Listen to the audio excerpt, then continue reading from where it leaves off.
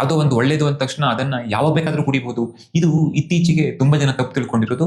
ತುಂಬಾ ಬಾರಿ ನೀವು ಯೂಟ್ಯೂಬ್ ವಿಡಿಯೋಸ್ ಎಲ್ಲ ನೋಡಿದಾಗ ಮಿಸ್ಗೈಡ್ ಕೂಡ ಆಗ್ತೀರಿ. ಇದು ತುಂಬಾ ಒಳ್ಳೆಯ ಗುಣ ಇದೆ, ಹೌದು, ಅದೆಲ್ಲ ಅವ್ರು ಹೇಳೋ ಎಕ್ಸ್ಪ್ಲೈನ್ ಮಾಡೋ ಎಲ್ಲ ಗುಣಗಳು ಇವೆ ನಿಜ. ಆದ್ರೆ ಆ ಸಮಯ ತುಂಬಾ ಇಂಪಾರ್ಟೆಂಟ್ ಆಗತ್ತೆ. ಮುಚ್ಚಿಟ್ಬಿಡ್ಬೇಕು, ಮರುದಿನ ಬೆಳಿಗ್ಗೆ ನೀರು ಕುಡಿಬೇಕು, ಇಡೀ ದಿನ ಏನು ತಂಪು ತಂಪು ಕೂಲ್ ಕೂಲ್ ಅಂತ ಹೇಳ್ತಾರಲ್ಲ, ಆ ತರದ ಫೀಲಿಂಗ್ ನಿಮಗಿರುತ್ತೆ. ಇನ್ನು ಕೆಲವೊಬ್ರು ಕೇಳ್ಬೋದು, ನಮಗೆ ವಾತ ಪಿತ್ತ ಕಫ ಮನಸ್ಸು ಇದು ಯಾವ್ದ್ರ ಬಗ್ಗೆನೂ ತಲೆ ಬಿಸಿ ಇಲ್ಲ, ನಂಗೆ ನಿತ್ಯ ತಗೊಳ್ಳಿಕ್ಕೆ ಒಂದು ಒಳ್ಳೆ ರಸಾಯನ ಅಥವಾ ಒಳ್ಳೆಯ ಆಹಾರ ಬೇಕು, ನಿತ್ಯ ತಗೊಳ್ಳುವಂಥದ್ದಾಗಿರ್ಬೇಕು, ಒಳ್ಳೆ ಜ್ಯೂಸ್ ಮಾಡ್ಕೊಂಡು ಕುಡಿಬೇಕು ಅಂತಂದ್ರೆ ಬೆಸ್ಟ್ ಅಂತಂದ್ರೆ ಅದಕ್ಕೆ ಸರಿ. ನಾನು ಒಟ್ಟು 10 ರೀತಿಯ ಪ್ರಕೃತಿ ಅಥವಾ ಸಮಸ್ಯೆ ಇರುವಂತವರು ಯಾವ ತರದ ಜ್ಯೂಸ್ ಅಥವಾ ಕಷಾಯ ಕುಡಿಬಹುದು ಅನ್ನೋದನ್ನ ಹೇಳಿದೆ. ನೀವು ಯಾವ್ದನ್ನ ಕುಡಿಲಿಕ್ಕಿದ್ದೀರಿ ಅಥವಾ ಯಾವ್ದನ್ನ ಕುಡಿತಾ ಇದ್ದೀರಿ ಕಮೆಂಟ್ ಮಾಡಿ ತಿಳಿಸಿ. ನಮಸ್ಕಾರ. ತುಂಬಾ ಜನ ಬೆಳಿಗ್ಗೆ ಎದ್ದು ಏನ್ ಜ್ಯೂಸ್ ಕುಡಿಬೇಕು, ಏನ್ ಕಷಾಯ ಕುಡಿಬೇಕು ಅಂತ ಕೇಳ್ತಾರೆ. ತುಂಬಾ ಜನರ ರೂಢಿ ಕೂಡ ಅದು. ಆ ಬೆಳಿಗ್ಗೆ ಕುಡಿಯುವ ಜ್ಯೂಸ್ ಇಂದನೋ ಕಷಾಯದಿಂದನೋ ಎಷ್ಟೋ ಸಮಸ್ಯೆಗಳನ್ನು ನಿವಾರಿಸಿಕೊಂಡವರು ಬೇಕಾದಷ್ಟು ಜನ ಇದ್ದಾರೆ, ಸಮಸ್ಯೆಗಳನ್ನು ತಂದುಕೊಂಡವರು ಕೂಡ ತುಂಬಾ ಜನ ಇದ್ದಾರೆ.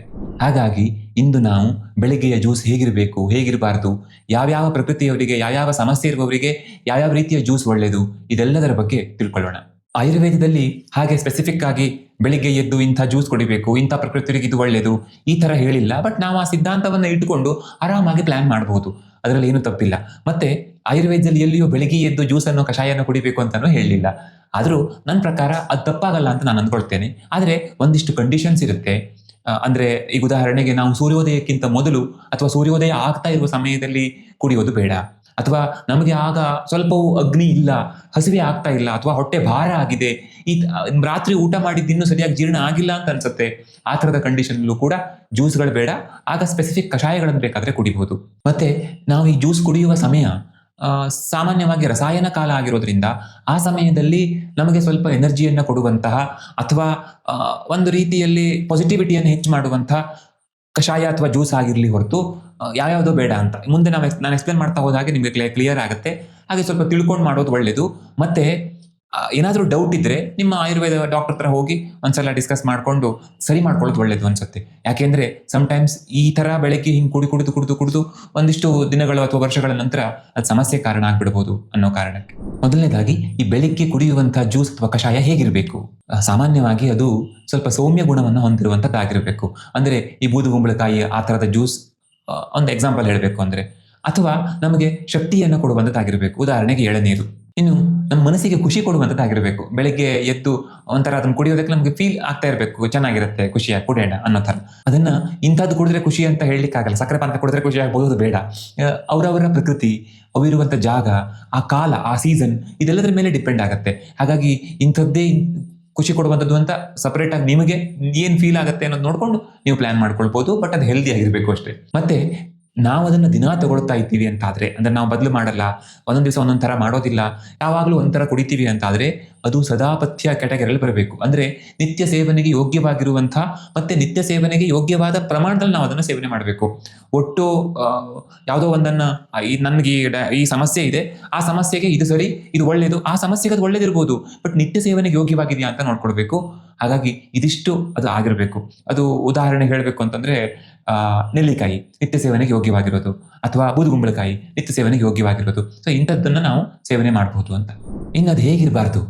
ಮುಖ್ಯವಾಗಿ ತುಂಬಾ ತೀಕ್ಷ್ಣವಾದಂತಹ ಕಟುವಾದಂಗೆ ಇರಬಾರ್ದು ಅಂತ. ಒಂದು ಎಕ್ಸಾಂಪಲ್ ಹೇಳಬೇಕು ಅಂತಂದ್ರೆ, ಈಗ ನಿಂಬೆ ಹಣ್ಣಿನ ಜ್ಯೂಸ್ ಅದು ಹುಳಿ ಇರುತ್ತೆ. ಸೊ ಅದನ್ನು ನಾವು ಕುಡಿದಾಗ ಅದು ಮುಂದೆ ಅಮ್ಲ ವಿಪಾಕವೇ ಆಗತ್ತೆ. ಹಾಗಾಗಿ ಅಂಥದ್ದು ಬೇಡ ಅಂತ. ಅದೇ ನೆಲ್ಲಿಕಾಯಿ ಅದು ಹುಳಿ ಇರುತ್ತೆ, ಬಟ್ ಅದು ಮುಂದೆ ಮಧುರ ವಿಪಾಕ ಆಗತ್ತೆ. ಶುಂಠಿ ಅದು ಖಾರ ಆಗತ್ತೆ, ಆದರೆ ಮುಂದೆ ಅದು ಮಧುರ ವಿಪಾಕ ಆಗತ್ತೆ. ಹಾಗಾಗಿ ಸಾಮಾನ್ಯವಾಗಿ ಈ ತರದ ಗುಣವನ್ನು ಹೊಂದಿರುವಂಥ ಮುಂದೆ ಮಧುರ ವಿಪಾಕ ಅಂದ್ರೆ ಆಫ್ಟರ್ ಡೈಜೆಷನ್ ಸ್ವಲ್ಪ ಸ್ವೀಟ್ ಆಗಿ ಟ್ರಾನ್ಸ್ಫಾರ್ಮ್ ಆಗುವಂಥದ್ದು. ಸೊ ಈ ತರದ್ದನ್ನು ನಾವು ಸೇವನೆ ಮಾಡಬೇಕು ಅಂತ. ಸ್ವಲ್ಪ ನಿಮ್ಗೆ ಕನ್ಫ್ಯೂಸಿಂಗ್ ಅಂತ ಅನ್ಸ್ಬೋದು. ನಾನು ಒಂದೊಂದು ಸಮಸ್ಯೆಗಳಿಗೆ ಎಕ್ಸಾಂಪಲ್ ಕೊಡ್ತಾ ನಿಮ್ಗೆ ಅದು ಕ್ಲಿಯರ್ ಆಗುತ್ತೆ. ನಾವು ಇದನ್ನು ಕುಡಿಬಹುದು ಅನ್ನೋದು ಗೊತ್ತಾಗ್ಬಿಡುತ್ತೆ. ನಾನು ಯಾವುದನ್ನು ದಿನ ಕುಡಿಬಾರ್ದನ್ನ ನಾನು ಹೇಳೋದಿಲ್ಲ. ಆದ್ರೆ ಇಲ್ಲಿ ಒಂದು ತಿಳ್ಕೊಳ್ಬೇಕು ಅಂತಂದ್ರೆ, ತುಂಬಾ ಜನ ನಿಂಬೆ ಹಣ್ಣಿನ ಜ್ಯೂಸ್ ಅನ್ನು ಬೆಳಿಗ್ಗೆ ಕುಡಿತಾರೆ. ಅದು ನಮ್ಮ ಪ್ರಕಾರ, ಆಯುರ್ವೇದ ಸಿದ್ಧಾಂತ ಪ್ರಕಾರ ಕೂಡ ತಪ್ಪು. ಯಾಕೆಂದ್ರೆ ಖಾಲಿ ಹೊಟ್ಟೆಯಲ್ಲಿ ಹುಳಿ ಮೊದಲಿದ್ದಾಗ ಸರಿಯಲ್ಲ. ಎರಡನೇದಾಗಿ ನಿಂಬೆ ಹಣ್ಣಿಗೆ ತುಂಬಾ ಒಳ್ಳೆಯ ಔಷಧಿ ಗುಣಗಳಿದ್ರೂ ಕೂಡ ಅದು ಖಾಲಿ ಹೊಟ್ಟೆಯಲ್ಲಿ ಅದು ಒಂದಿಷ್ಟು ನೆಗೆಟಿವ್ ಕ್ವಾಲಿಟೀಸ್ ಅದರಲ್ಲಿ ಇರೋದ್ರಿಂದ ಸರಿಯಲ್ಲ ಅಂತ. ಈಗ ಉದಾಹರಣೆಗೆ ಬೂದುಗುಂಬಳಕಾಯಿ ಜ್ಯೂಸ್, ಅದರಲ್ಲಿ ತುಂಬಾ ಒಳ್ಳೆಯ ಗುಣಗಳಿವೆ, ಆದ್ರೆ ಅದು ಆಹಾರದ ನಂತರ ನಾವು ಕುಡಿದ್ರೆ ಅದು ತಪ್ಪು. ಯಾಕಂದ್ರೆ ಡೈಜೆಷನ್ಗೆ ಹೆವಿ. ಹಾಗೆ ನಿಂಬೆಹಣ್ಣಿನ ರಸನೂ ಕೂಡ ಖಾಲಿ ಹೊಟ್ಟೆಯಲ್ಲಿ ಹೇಗೆ ತಪ್ಪೋ ಹಾಗೆ ಅದು ಹೊಟ್ಟೆ ತುಂಬಿರುವಾಗ ಅಥವಾ ಹೊಟ್ಟೆ ಅರ್ಧ ಜೀರ್ಣ ಆದ ಆ ಸಮಯದಲ್ಲಿ ಅದನ್ನು ನಾವು ಕಂಡು ಸೇವನೆ ಮಾಡಬಹುದು. ಸೊ ಅಜೀರ್ಣ ಆಗಿರುವಾಗ ನಿಂಬೆಹಣ್ಣು ರಸ ಓಕೆ, ಆದರೆ ಬೆಳಿಗ್ಗೆ ಎದ್ದು ಖಾಲಿ ಹೊಟ್ಟೆ ಸರಿಯಲ್ಲ. ಸೊ ಹೀಗೆ ಪ್ರತಿಯೊಂದು ವಿಷಯ ಹೀಗಿರುತ್ತೆ. ಯಾವುದೋ ಒಂದು ಒಳ್ಳೇದು ಅಂದ ತಕ್ಷಣ ಅದನ್ನ ಯಾವಾಗ ಬೇಕಾದ್ರೂ ಕುಡಿಬಹುದು. ಇದು ಇತ್ತೀಚೆಗೆ ತುಂಬಾ ಜನ ತಪ್ಪು ತಿಳ್ಕೊಂಡಿರೋದು. ತುಂಬಾ ಬಾರಿ ನೀವು ಯೂಟ್ಯೂಬ್ ವಿಡಿಯೋಸ್ ಎಲ್ಲ ನೋಡಿದಾಗ ಮಿಸ್ಗೈಡ್ ಕೂಡ ಆಗ್ತೀರಿ. ಇದು ತುಂಬಾ ಒಳ್ಳೆಯ ಗುಣ ಇದೆ, ಹೌದು, ಅದೆಲ್ಲ ಅವ್ರು ಹೇಳೋ ಎಕ್ಸ್ಪ್ಲೈನ್ ಮಾಡೋ ಎಲ್ಲ ಗುಣಗಳು ಇವೆ ನಿಜ. ಆದ್ರೆ ಆ ಸಮಯ ತುಂಬಾ ಇಂಪಾರ್ಟೆಂಟ್ ಆಗುತ್ತೆ. ನೀವು ಒಂದ್ಸಲ ಯೋಚನೆ ಮಾಡಿ, ಬೆಳಿಗ್ಗೆ ಎದ್ದಾಗ ನಮ್ಮ ಮನಸ್ಸು ಯಾವುದೇ ಕಾಲ ಆಗಿರ್ಲಿ, ಯಾವ ಪ್ರಕೃತಿಯವರೇ ಆಗಿರ್ಲಿ, ಹುಳಿ ಕುಡಿಬೇಕು ಅಂತ ಹೇಳ್ತಾ ಇರುತ್ತಾ? ನೀವು ಯೋಚನೆ ಮಾಡಿದ್ರೆ ಗೊತ್ತಾಗತ್ತೆ. ಅದೇ ಅಜೀರ್ಣ ಆಗಿರುವಾಗ ಸ್ವಲ್ಪ ಹುಳಿ ಇರುವಂಥದ್ದು, ಖಾರ ಇರುವಂಥದ್ದು, ಬಿಸಿ ಇರುವಂಥದ್ದು ಬೇಕು ಅಂತ ಅನ್ಸುತ್ತೆ. ಹಾಗಾಗಿ ನಮ್ಮ ಮನಸ್ಸನ್ನು ಕೇಳ್ಕೊಂಡ್ರೆ ಬೇರೆ ಯಾರದ್ದು ಹೇಳೋದನ್ನು ಕೇಳೋ ಅವಶ್ಯಕತೆ ಇರೋದಿಲ್ಲ. ಇನ್ನು ಬೆಳಿಗ್ಗೆಯ ಜ್ಯೂಸ್ ಮನಸ್ಸಿಗೆ ಕಷ್ಟ ಕೊಡುವಂತಾಗಿರಬಾರದು. ಅಂದ್ರೆ ಬೆಳಿಗ್ಗೆನೆ ತುಂಬಾ ಮನಸ್ಸಿಗೆ ಬೇಜಾರು ಮಾಡಿಕೊಂಡು ಕುಡಿಯೋ ತರ ಆಗ್ಬಾರ್ದು. ಉದಾಹರಣೆಗೆ ಹಾಗಲಕಾಯಿ ಜ್ಯೂಸ್ ಇಷ್ಟ ಆದ್ರೆ ಓಕೆ, ಅದನ್ನ ನಿತ್ಯ ಸೇವನೆಗೆ ಯೋಗ್ಯವಾದ್ದಲ್ಲ. ಅದರಿಂದ ವಾತ ಪ್ರಕೋಪ ಆಗುತ್ತೆ, ಖಾಲಿ ಹೊಟ್ಟೆಯಲ್ಲಿ ಯೋಗ್ಯವಾದ್ದಲ್ಲ. ಅಪರೂಪಕ್ಕೊಮ್ಮೆ, ವಾರಕ್ಕೊಮ್ಮೆ ಖಂಡಿತ ಕುಡಿಬಹುದು. ನಿಮ್ಗೆ ಇಷ್ಟ ಆದ್ರೆ ಓಕೆ, ಇಲ್ಲೇ ಹೋದ್ರೆ ಬೆಳಿಗ್ಗೆಯ ಪ್ರಾರಂಭವನ್ನ ಬೇಜಾರು ಮಾಡೋದು ಬೇಡ ಅನ್ನೋ ಥರ. ಈಗ ಒಂದೊಂದಾಗಿ ಯಾವ್ಯಾವ ಪ್ರಕೃತಿ, ಯಾವ್ಯಾವ ರೋಗ ಇರುವವರು, ಯಾವ್ಯಾವ ಸಮಸ್ಯೆ ವಿಶೇಷವಾಗಿರುವಂಥವ್ರು ಎಂತೆಂಥ ಕಷಾಯ ಅಥವಾ ಜ್ಯೂಸ್ ಅನ್ನ ಕುಡಿಬೇಕು ಅನ್ನೋದನ್ನ ನೋಡೋಣ. ಮೊದಲನೇದಾಗಿ ಕಫ ಪ್ರಕೃತಿಯವರು ಅಥವಾ ದೇಹದಲ್ಲಿ ಕಫ ಫೀಲ್ ಆಗುವಂಥವ್ರು, ದೇಹ ಭಾರ ಆ ಥರ ಫೀಲಿಂಗ್ ಇರುವಂಥವ್ರು. ಕಫ ಪ್ರಕೃತಿ ಏನಂತ ಗೊತ್ತಿರ್ಬೇಕಲ್ಲ, ಹಾಗಾಗಿ ನಾನು ದೇಹ ಭಾರ ಅಂತ ಅಷ್ಟೇ ಹೇಳಿದೆ. ಸೊ ಆ ಥರದ ಪ್ರಕೃತಿಯವರು ಬೆಳಿಗ್ಗೆ ಎದ್ದಾಗ ಆ ತಂಪಿನ ವಾತಾವರಣದಲ್ಲಿ ಕಷಾಯವನ್ನ, ಅದರಲ್ಲೂ ವಿಶೇಷವಾಗಿ ಕೊತ್ತಂಬರಿ ಬೀಜ, ಜೀರಿಗೆ, ಶುಂಠಿ ಇವುಗಳ ಕಷಾಯವನ್ನ ಮಾಡಿಕೊಂಡು ಅದನ್ನ ಬಿಸಿ ಬಿಸಿಯಾಗಿ ಕುಡಿಬಹುದು. ಬೇಕಿದ್ರೆ ಒಂದು ಚೂರು ಜ್ಯೇಷ್ಠ ಮಧುವನ್ನು ಕೂಡ ಹಾಕೊಂಡ್ರೆ ಆಗ ಆ ಉರಿ ಫೀಲಿಂಗ್ ಇರೋದಿಲ್ಲ. ಮತ್ತೆ ಹೊಟ್ಟೆಗೂ ಕೂಡ ನಾವು ಏನೋ ಸ್ಟಾರ್ಟಿಂಗ್ ಅಲ್ಲೇ ಸ್ವಲ್ಪ ಉಷ್ಣ ಗುಣದನ್ನ ಕೊಟ್ಟಿವಿ ಅಂತ ಫೀಲ್ ಆಗೋದಿಲ್ಲ. ಒಳಗಡೆ ಒಳ್ಳೆಯ ಕೋಟಿಂಗ್ ಆಗುತ್ತೆ. ಇನ್ನು ಜಾಸ್ತಿ ಕಫ ಇದೆ ಅನ್ನುವಂಥವ್ರು ಅದಕ್ಕೆ ಸ್ವಲ್ಪ ಜೇನುತುಪ್ಪವನ್ನು ಹಾಕೊಳ್ಬಹುದು ಕಷಾಯಕ್ಕೆ. ಆದ್ರೆ ಕಷಾಯ ತಣದ ನಂತರ ಜೇನುತುಪ್ಪ ಹಾಕಿ ಕುಡಿಬೇಕಾಗುತ್ತೆ. ಇದು ಯಾವ ಕಷಾಯವೂ ಬೇಡ ಅಂತ ಅನ್ನುವರು ಬಿಸಿನೀರು ಕೂಡ ಕುಡಿಬಹುದು. ಕಫ ಪ್ರಕೃತಿಯವರಿಗೆ ಬೆಳಿಗ್ಗೆ ಎದ್ದಾಗ ಬಿಸಿ ನೀರು ಕುಡಿಬೇಕು ಅಂತ ಅನ್ಸುತ್ತೆ ಅಂಥವ್ರು ಬಿಸಿನೀರು ಕುಡಿಬಹುದು. ಇನ್ನು ಪಿತ್ತ ಪ್ರಕೃತಿಯವರು ಅಥವಾ ಬಾಡಿ ಹೀಟ್ ಆಗುತ್ತೆ ಅನ್ನುವಂಥವ್ರು ಏನ್ ಮಾಡ್ಬೋದು ಅಂತಂದ್ರೆ, ಬೆಳಿಗ್ಗೆ ಎದ್ದು ಖಾಲಿ ಹೊಟ್ಟೆಯಲ್ಲಿ ಬೂದುಗುಂಬಳಕಾಯಿಯ ಜ್ಯೂಸ್ ಅನ್ನ ಕುಡಿಬಹುದು. ಅಂಥವರಿಗೆ ಇದು ತುಂಬಾ ಅನುಕೂಲಕರ. ಕಫ ಪ್ರಕೃತಿಯವರಿಗೆ ಬೆಳಿಗ್ಗೆ ಆ ಬೂದುಗುಂಬಳಕಾಯಿ ತಂಪು ಜ್ಯೂಸು ಯಾರಿಗೆ ಬೇಕು ಅಂತ ಅನ್ಸುತ್ತೆ. ಆದ್ರೆ ಪಿತ್ತ ಪ್ರಕೃತಿಯವರಿಗೆ ಬಿಸಿನೀರು ಕೊಟ್ಟರೆ ಸಿಟ್ಟು ಬರ್ತದೆ. ಬೆಳಿಗ್ಗೆ ಎದ್ದು ಬಿಸಿನೀರು ಕುಡಿಯೋದು ಅದಾಗಲ್ಲ ಅಂತ ಹೇಳ್ತಾರೆ. ಅದೇ ನೀವು ಬೂದುಗುಂಬಳಕಾಯಿ ಜ್ಯೂಸ್ ಕೊಟ್ರೆ ನಿಧಾನವಾಗಿ ಅವರ ಪಿತ್ತ ಪ್ರಕೋಪ ಕಡಿಮೆ ಆಗುತ್ತಾ ಹೋಗುತ್ತೆ. ಜೊತೆಗೆ ಅವ್ರ ಮನೆಯವರೆಲ್ಲ ಕೂಡ ಅಬ್ಸರ್ವ್ ಮಾಡ್ತಾರೆ, ಮೊದಲಿನಷ್ಟು ಸಿಡ್ಕಲ್ಲ ಅಥವಾ ಮೊದಲಿನಷ್ಟು ಕಿರಿಕಿರಿ ಆಗ್ತಾ ಇಲ್ಲ ಇವರಿಗೆ ಅಂತ. ಅಂದ್ರೆ ಅಷ್ಟು ಅನುಕೂಲ ಆಗ್ತಾ ಹೋಗುತ್ತೆ. ಬೂದುಗುಂಬಳಕಾಯಿ ಬಗ್ಗೆ ಮತ್ತೆ ವರ್ಣನೆ ಮಾಡಬೇಕು ಅಂತ ಇಲ್ವಲ್ಲ, ಅಷ್ಟು ಅದ್ಭುತವಾಗಿ ಕೆಲಸ ಮಾಡುತ್ತೆ. ಅಥವಾ ಧಾನ್ಯ ಕಹಿಮ ಅಂದ್ರೆ ಕೊತ್ತಂಬರಿ ಬೀಜವನ್ನ ರಾತ್ರಿ ನೀರಿನಲ್ಲಿ ಚೆನ್ನಾಗಿ ರುಬ್ಬಿ ಇಡಬೇಕು, ಮರುದಿನ ಬೆಳಗ್ಗೆ ಅದನ್ನ ಕುಡಿಬೇಕು. ಅದು ಇನ್ನೂ ಸ್ವಲ್ಪ ಚೆನ್ನಾಗಿ ಆಗ್ಬೇಕು ಅಂತ ಆದ್ರೆ ನೀರಿಗೆ ಕೊತ್ತಂಬರಿ ಬೀಜದ ಪುಡಿಯನ್ನು ಹಾಕಿ ಸ್ವಲ್ಪ ಚೆನ್ನಾಗಿ ಕುದಿಸ್ಬೇಕು. ಒಂದು 2-3 ನಿಮಿಷ ಕುದಿಸಿ ಅದನ್ನ ಹಾಗೆ ತಣ್ಣಲಿಕ್ಕೆ ಬಿಡಬೇಕು. ಬೆಳಗ್ಗೆ ಅದನ್ನ ಸೋಸ್ಕೊಂಡು ಆ ತಂಪನೆಯ ನೀರನ್ನ ಕುಡಿದ್ರೆ ತುಂಬಾ ಹಿತವಾಗಿರುತ್ತೆ. ಇನ್ನೂ ಉಷ್ಣ ತುಂಬಾ ಇದೆ ಅನ್ನುವಂಥವ್ರು ಅದರ ಜೊತೆಗೆ ಸೊಗದೆ ಬೇರಿನ ತುಂಡುಗಳನ್ನ ಪೀಸ್ ಮಾಡಿ ಅಥವಾ ಸೊಗದೆ ಬೇರಿನ ಪುಡಿಯನ್ನ ಏನು ಕುದಿಸಿರ್ತಿರಲ್ಲ ಅದಕ್ಕೆ ಈ ಪುಡಿಯನ್ನ ಹಾಕಿ ಮುಚ್ಚಿಟ್ಬಿಡ್ಬೇಕು. ಮರುದಿನ ಬೆಳಗ್ಗೆ ನೀರು ಕುಡಿಬೇಕು. ಇಡೀ ದಿನ ತಂಪು ಕೂಲ್ ಅಂತ ಹೇಳ್ತಾರಲ್ಲ, ಆ ತರದ ಫೀಲಿಂಗ್ ನಿಮಗಿರುತ್ತೆ. ಇನ್ನು ವಾತ ಪ್ರಕೃತಿಯವರು, ಸ್ವಲ್ಪ ಸುಸ್ತಾಗತ್ತೆ ಅನ್ನುವಂಥವ್ರು, ಕೃಷದೇಹಿಗಳು ಅಂಥವರು ಬೆಳಿಗ್ಗೆ ಎದ್ದು ಖಾಲಿ ಹೊಟ್ಟೆಯಲ್ಲಿ ಬಿಸಿ ನೀರಿಗೆ ಒಂದು ಚಮಚ ಹೀಗೆ ತುಪ್ಪವನ್ನು ಹಾಕೊಂಡು ಕುಡಿದ್ರೆ ತುಂಬಾ ಅನುಕೂಲ ಆಗುತ್ತೆ. ಅಥವಾ ಎಳ್ಳೆಣ್ಣೆಯನ್ನು ಕೂಡ ಹಾಕೊಂಡು ಕುಡಿಬಹುದು, ಅದು ಕೂಡ ಒಳ್ಳೇದು. ಕೊಬ್ಬರಿ ಎಣ್ಣೆ ಕೂಡ ಒಳ್ಳೇದೇ, ಬಟ್ ವಾತಕ್ಕೆ ಎಳ್ಳೆಣ್ಣೆ ಇನ್ನೂ ಹೆಚ್ಚು ಹೆಲ್ಪ್ಫುಲ್ ಅಂತ. ಹಾಗಾಗಿ ಅದನ್ನ ಕುಡಿದ್ರೆ ವಾತ ದೋಷಗಳು ಕಡಿಮೆ ಆಗ್ತಾ ಹೋಗ್ತವೆ, ಅನುಕೂಲ ಆಗುತ್ತೆ. ಅಂದ್ರೆ ದಿನಾಲು ಮಾಡ್ತಾ ಹೋಗೋದ್ರಿಂದ ಹೆಲ್ಪ್ ಆಗುತ್ತೆ. ಮತ್ತು ನಿಮಗೂ ಕೂಡ ಒಳ್ಳೆಯ ಫೀಲಿಂಗ್ ಬರ್ಲಿಕ್ಕೆ ಶುರುವಾಗುತ್ತೆ. ನನಗಿದು ಹೊಂದತ್ತೆ, ನನಗಿದು ಚೆನ್ನಾಗಿರುತ್ತೆ, ಇದನ್ನು ಕುಡಿಲಿಕ್ಕೆ ಶುರು ಮಾಡಿದ್ಮೇಲೆ ನನಗೆ ಇಡೀ ದಿನ ಬೇರೆ ತೊಂದರೆಗಳಾಗ್ತಿದ್ವಲ್ಲ, ಆ ತೊಂದರೆಗಳೆಲ್ಲ ಕಡಿಮೆ ಆದಂಗೆ ಅನ್ಸುತ್ತೆ. ದೇಹ ಒಣಗಿದ ಫೀಲಿಂಗ್ ಇಲ್ಲ, ದೇಹ ಹಸಿಯಾಗಿರುವ ಫೀಲಿಂಗ್ ಇದೆ. ಈ ತರ ನಿಮ್ಮಲ್ಲಿ ಬದಲಾವಣೆ ಕಾಣುತ್ತೆ. ಇನ್ನು ಬುದ್ಧಿ ಚುರುಕಾಗಬೇಕು, ನನಗೆ ಯಾಕೋ ಕಾನ್ಸಂಟ್ರೇಷನ್ ಕಡಿಮೆ ಆದಂಗೆ ಅನ್ಸುತ್ತೆ, ಮೆಮೊರಿ ಪವರ್ ಇಂಪ್ರೂವ್ ಆಗಬೇಕು ಅನ್ನುವಂಥವ್ರು ಒಂದು 10 ಒಂದೆಲಗ ಅಥವಾ ಬ್ರಾಹ್ಮಿ ಅಂದ್ರೆ ಜಲಬ್ರಾಹ್ಮಿ ಬೇರೆ, ಅದು ನಮ್ಮ ಕಡೆ ಸಿಗೋದು ಸ್ವಲ್ಪ ಕಷ್ಟ. ಹಾಗಾಗಿ ಒಂದೆಲಗವನ್ನ ತಗೊಂಡು ಅದನ್ನ ಮಿಕ್ಸಿಗೆ ಹಾಕಿ ಅದಕ್ಕೆ ನೀರು ಹಾಕಿ ಚೆನ್ನಾಗಿ ರುಬ್ಬಿ ಸೋಸಿ ಅದನ್ನ ಕುಡಿಬಹುದು. ಅಥವಾ ಒಂದೆಲಗದ ಪುಡಿಯನ್ನು ಹೀಗೆ ನೀರಿಗೆ ಹಾಕೊಂಡು ಅದನ್ನು ಕೂಡ ಕುಡಿಬಹುದು. ಬೆಳಿಗ್ಗೆ ಅದು ತುಂಬಾ ಅನುಕೂಲ ಆಗುತ್ತೆ. ಅಂದ್ರೆ ಬೆಳಿಗ್ಗೆ ಆ ವಾತಾವರಣದಲ್ಲಿ ಬೇಗ ಅದನ್ನು ಕುಡಿದ್ರೆ ದೇಹ ತಂಪು ಕೂಡ ಆಗುತ್ತೆ, ಜೊತೆಗೆ ನಮಗೆ ಮೆಮೊರಿ ಪವರ್ಗೆ ಇಂಪ್ರೂವ್ ಆಗ್ಲಿಕ್ಕೂ ಕೂಡ ಹೆಲ್ಪ್ ಆಗುತ್ತೆ. ಆದ್ರೆ ನನಗೆ ತಂಪಾದ್ರೆ ಆಗೋದಿಲ್ಲ, ಬೆಳಗ್ಗೆ ನೀವು ಮೆಮೊರಿ ಪವರ್ ಹೆಚ್ಚಾಗತ್ತೆ ಅಂತ ನಾನು ಕುಡಿತೇನೆ, ನಂಗೆ ತಂಪಾಗತ್ತೆ ಅಂತ ಭಯ ಇರುವಂತವ್ರು ಅದೇ ಜ್ಯೂಸ್ಗೆ ಸ್ವಲ್ಪ ಜೇನುತುಪ್ಪವನ್ನು ಹಾಕೊಂಡು ಕುಡಿದ್ರೆ ಮುಗಿತು. ಇನ್ನು ಕೆಲವೊಬ್ರು ಕೇಳ್ಬೋದು, ನಮಗೆ ವಾತ, ಪಿತ್ತ, ಕಫ, ಮನಸ್ಸು ಇದು ಯಾವ್ದ್ರ ಬಗ್ಗೆನೂ ತಲೆ ಬಿಸಿ ಇಲ್ಲ, ನಂಗೆ ನಿತ್ಯ ತಗೊಳ್ಳಿಕ್ಕೆ ಒಂದು ಒಳ್ಳೆ ರಸಾಯನ ಅಥವಾ ಒಳ್ಳೆಯ ಆಹಾರ ಬೇಕು, ನಿತ್ಯ ತಗೊಳ್ಳುವಂಥದ್ದಾಗಿರ್ಬೇಕು, ಒಳ್ಳೆ ಜ್ಯೂಸ್ ಮಾಡ್ಕೊಂಡು ಕುಡಿಬೇಕು ಅಂತಂದ್ರೆ ಬೆಸ್ಟ್ ಅಂತಂದ್ರೆ ಅದಕ್ಕೆ ಆಮ್ಲ ಜ್ಯೂಸ್. ಆಮ್ಲ ಅಥವಾ ನೆಲ್ಲಿಕಾಯಿ, ಬೆಟ್ಟದ ನೆಲ್ಲಿಕಾಯಿ, ಅದು ತ್ರಿದೋಷ ಶಾಮಕ, 3 ದೋಷಗಳಿಗೆ ತನ್ನ ಬೇರೆ ಬೇರೆಯ ಗುಣಗಳ ಕಾರಣದಿಂದಾಗಿ ಅವುಗಳನ್ನು ಶಮನ ಮಾಡುವಂತ ಕೆಲಸವನ್ನ ಮಾಡುತ್ತೆ. ತುಂಬಾ ಒಳ್ಳೆಯ ರಸಾಯನ ಕೂಡ, ನಮ್ಮ ಮುಪ್ಪನ್ನು ದೂರ ಮಾಡುತ್ತೆ. ಹಾಗಾಗಿ ನಾವು ನೆಲ್ಲಿಕಾಯಿಯನ್ನು ಸೇವನೆ ಮಾಡಬಹುದು, ಬೆಟರ್ ನೆಲ್ಲಿಕಾಯಿ ಮಾತ್ರ. ಮತ್ತೆ ಇಲ್ಲಿ ಕೂಡ ನೆಲ್ಲಿಕಾಯಿ ಜ್ಯೂಸಿಗೆ ಜೇನುತುಪ್ಪ ಹಾಕೊಳ್ಬಹುದಾ? ನಿಮ್ಮ ಕಫ ಪ್ರಕೃತಿಯವರಾದ್ರೆ ಖಂಡಿತ ಹಾಕೊಳ್ಬಹುದು. ಅಥವಾ ನೆಲ್ಲಿಕಾಯಿಯ ಕಷಾಯ ಮಾಡಿಕೊಂಡು ಆ ಬಿಸಿ ಬಿಸಿ ಕಷಾಯಕ್ಕೆ ತುಪ್ಪ ಹಾಕೊಂಡು ಕುಡಿಬಹುದಾ? ಖಂಡಿತ ಹಾಗೆ ಕೂಡ ಮಾಡಬಹುದು. ಇನ್ನು 6ನೇದು, ನನಗೆ ಹೊಟ್ಟೆ ಉರಿ ಆಗುತ್ತೆ, ಸಂಕಟ ಆಗ್ತಿರುತ್ತೆ. ಬೆಳಿಗ್ಗೆ 4-5 ಗಂಟೆಗೆ ನನಗೆ ಹಸಿವೆ ಆಗಿ ತಡ್ಕೊಳ್ಲಿಕ್ಕೆ ಆಗಲ್ಲ, ಅಷ್ಟು ಉರಿ ಆಗ್ತಾ ಇರುತ್ತೆ, ಅಷ್ಟು ಪಿತ್ತ ಜಾಸ್ತಿ ಆಗಿದೆ. ಇದಕ್ಕೇನು ಮಾಡಬೇಕು ಅಂತಂದ್ರೆ, ಒಂದು ಬೂದುಗುಂಬಳಕಾಯಿ ಎಲ್ಲ ಹೆಲ್ಪ್ ಆಗುತ್ತೆ.